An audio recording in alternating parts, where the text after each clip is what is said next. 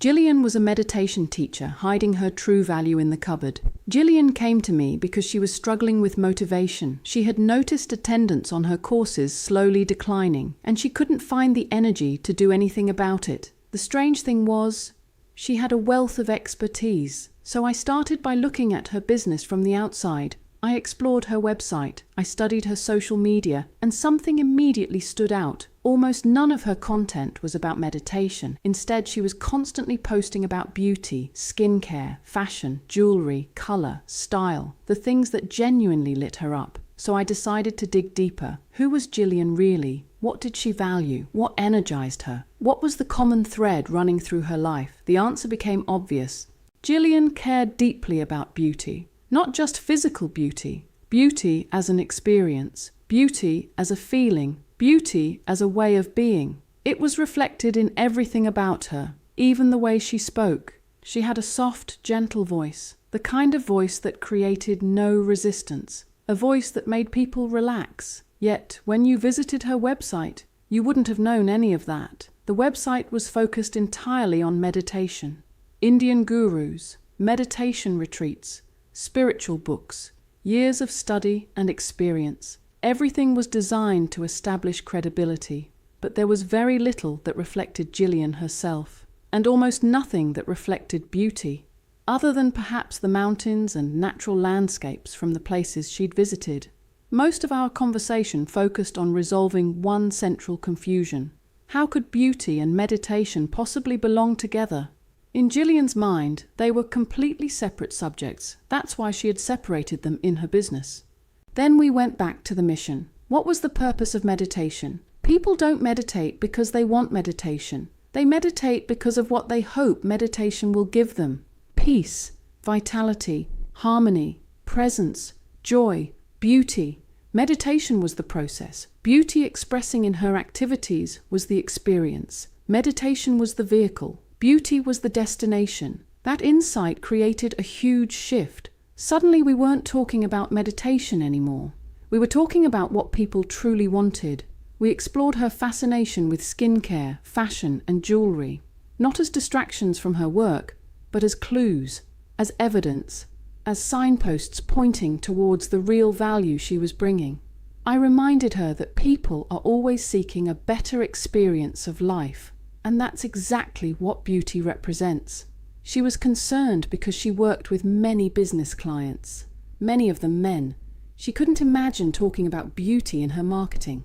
So I invited her to look at beauty differently. After all, what are we really buying when we buy a beautiful home, a beautiful car, a beautiful outfit, a beautiful business? We're buying an experience. We're buying a feeling. We're buying a state. No, we don't usually use the word beauty. But if we're honest, that's what we're seeking.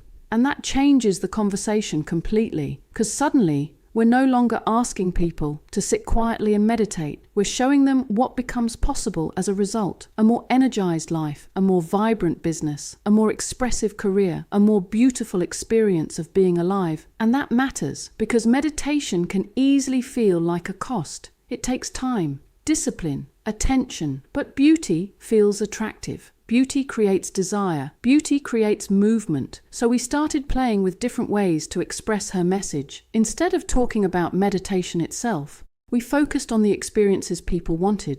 Examples like, does your life feel dry? Would you like to bring more vitality into it? Does your business need a facelift? Would you like to peel away old layers and see it with fresh eyes? Does your career feel lacking in color, inspiration, or expression? Would you like to give it a makeover? Do your products, services, or daily routines feel flat? What if you could add some sparkle to them? What if meditation became the doorway to experiences that made life feel more alive? The more we explored this perspective, the more possibilities emerged. Suddenly, products Gillian had previously only recommended on Instagram could have a place on her website. She saw her business expanding. The walls between her interests disappeared, and women who would never have considered meditation suddenly had a pathway into her work, because they could see how meditation related to things they already cared about: their well-being, their appearance, their energy, their confidence, their experience of themselves. This was the moment her eyes really lit up. I could see it in her smile. She was falling in love with her business again.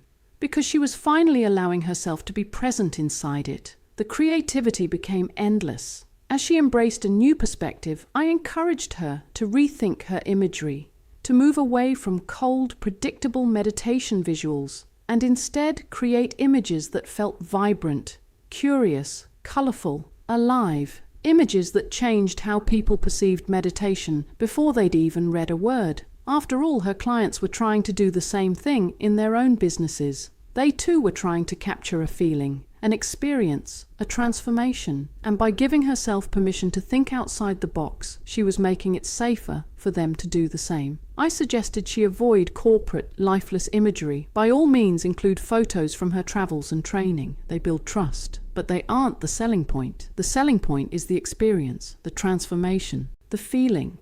Trust comes later. Interest comes first. As our conversation continued, Gillian started generating ideas herself. The energy had returned, the confusion had dissolved. Beauty and meditation were no longer competing with each other. They had become part of the same story. So, what's the takeaway? Much of the pain we experience in life, whether in relationships, health, business, career, or money, comes from the gap between who we truly are and who we've been taught we should be. The people around us are one of our greatest assets. They help us discover both who we are and who we are not.